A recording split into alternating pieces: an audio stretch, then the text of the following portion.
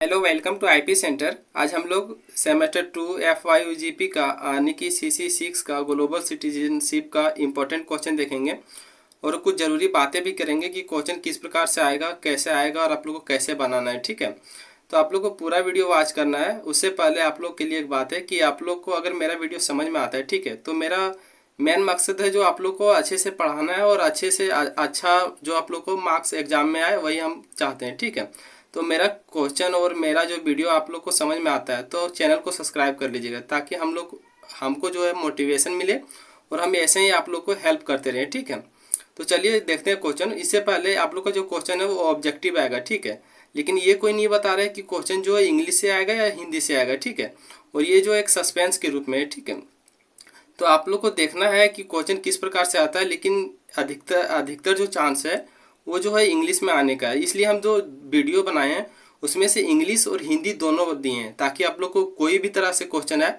तो आप लोग जो बहुत ही ईजी से बना सके। ठीक है, और आप लोग को जो है एग्जाम में अच्छे से मार्क्स आए।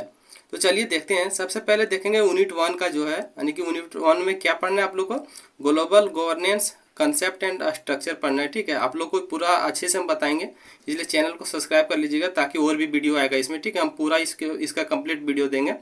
तो सबसे पहले इसका इंपॉर्टेंट क्वेश्चन देखेंगे। क्वेश्चन है, in which year G20 organization was established. यानी कि क्या बोल रहा है क्वेश्चन, क्वेश्चन बोल रहा है कि किस वर्ष G20 संगठन की स्थापना की गई थी। तो इसमें से आप लोग को ऑप्शन है, ऑप्शन नंबर ए है 1950, बी है 1999, सी है 2005 और डी है 1948। तो इसमें G20 संगठन की स्थापना की गई थी तो क्या होगा, 1999। ठीक है, तो नेक्स्ट क्वेश्चन है आप लोग का, when was G7 organization was established. यानी कि क्या पूछ रहा है क्वेश्चन कि G7 संगठन की स्थापना कब हुई थी। तो G7 संगठन की स्थापना कब हुई थी, तो वो हुई थी 1975 ईस्वी को। ठीक है, आप लोग को ऑप्शन जो है पूरा देख लीजिएगा ताकि आप लोग को कुछ हेल्प हो सके। हम पूरा ऑप्शन नहीं पढ़ रहे हैं ताकि वीडियो लंबा ना हो। ठीक है, यानी कि जितना आप लोग को समझाना है बस उतना ही हम आपको समझाएंगे ताकि आप लोग का जो है एग्जाम में अच्छे से मार्क्स आए। तीसरा क्वेश्चन है आप लोग का, which country is hosting the SCO summit and G20 summit. यानी कि क्या पूछ रहा है क्वेश्चन कि कौन सा देश SCO शिखर सम्मेलन और G20 शिखर सम्मेलन मेजबानी कर रहा है। ठीक है, तो उसका जो सही आंसर क्या होगा, वो होगा इंडिया, जो अभी वर्तमान में कुछ दिन पहले हुआ था, आप लोग को पता ही होगा। ठीक है, तो आगे हम लोग देखेंगे। क्वेश्चन नंबर 4 है, India is a member of G7 nation. यानी कि क्या पूछ रहा है, क्या भारत G7 राष्ट्रों का जो सदस्य है।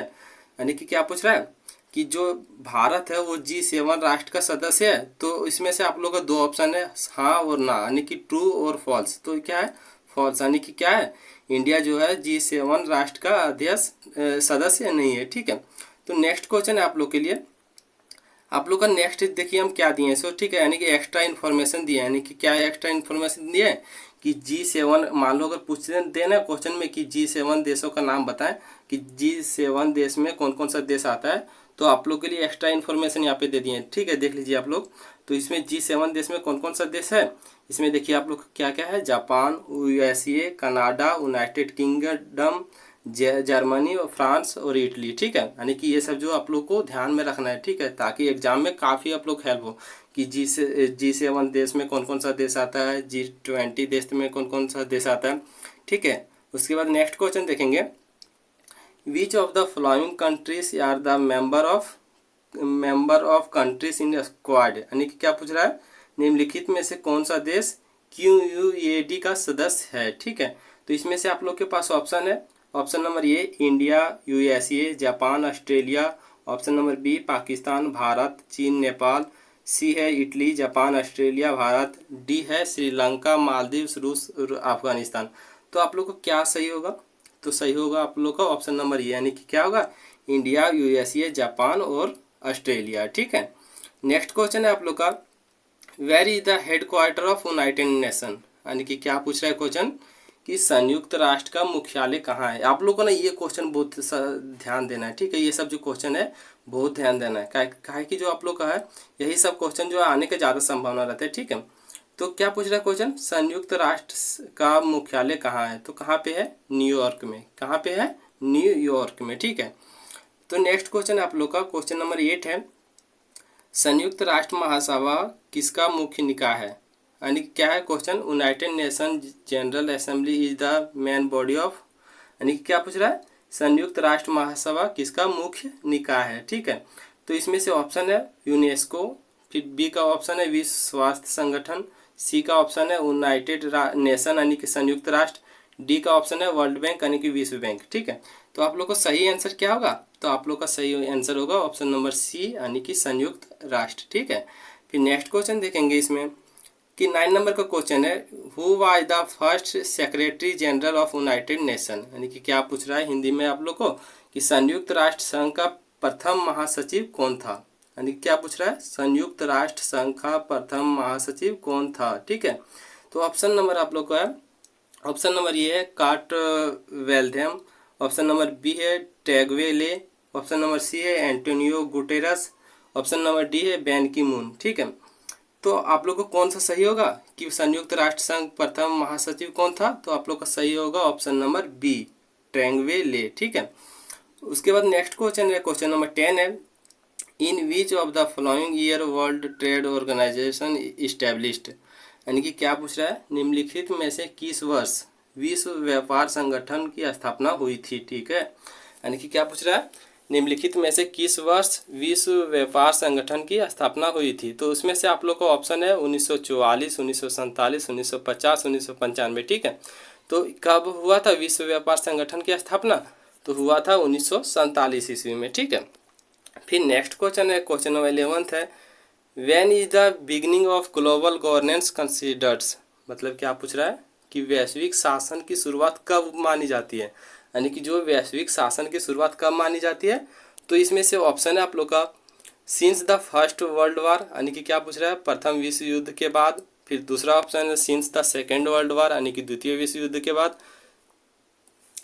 तीसरा इसमें है ऑप्शन अमेरिका गृह युद्ध के बाद, और डी का है इनमें से कोई नहीं। ठीक है, तो जो वैश्विक शासन की शुरुआत कब मानी जाती है?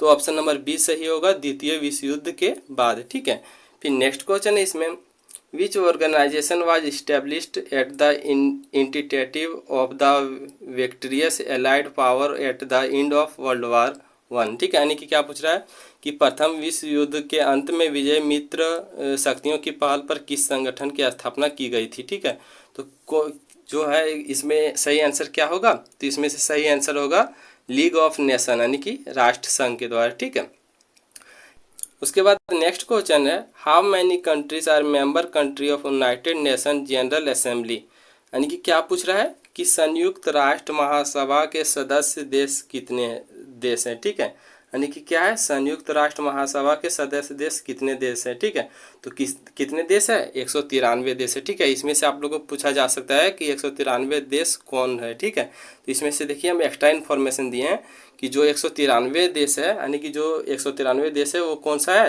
दक्षिण सूडान है। ठीक है, तो आप लोग को ये सब जो छोटा छोटा बात है ये ध्यान में रखना है, ताकि आप लोग को जो ऑब्जेक्टिव हो रहा है सब्जेक्टिव नहीं हो रहा है। ठीक है, यानी कि आप लोग को अगर सही कीजिएगा तो सही होगा, और अगर हल्का सा भी कुछ गलत कीजिएगा तो सीधा नंबर खत्म हो जाएगा। ठीक है, फिर नेक्स्ट क्वेश्चन है आपका, विश्व व्यापार संगठन का मुख्यालय कहाँ है? यानी कि इंग्लिश में एक क्वेश्चन क्या है, where is the headquarter of world trade organisation?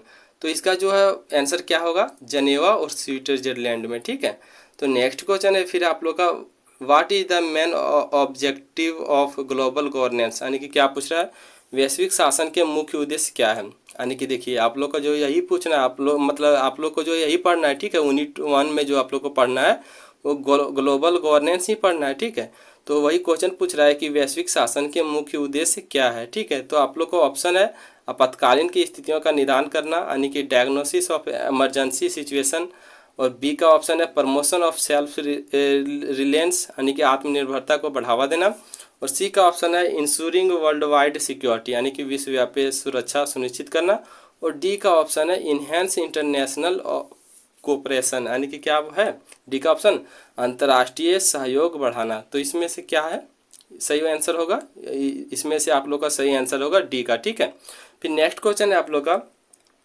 Which organization manage the financial aid and development work in global governance, यानी कि क्या है क्वेश्चन, कौन सा संगठन वैश्विक शासन में वित्तीय सहायता और विकास कार्यों का प्रबंधन करता है? ठीक है, तो कौन करता है? वर्ल्ड बैंक करता है, ठीक है। यानी कि क्या सही आंसर होगा? World bank.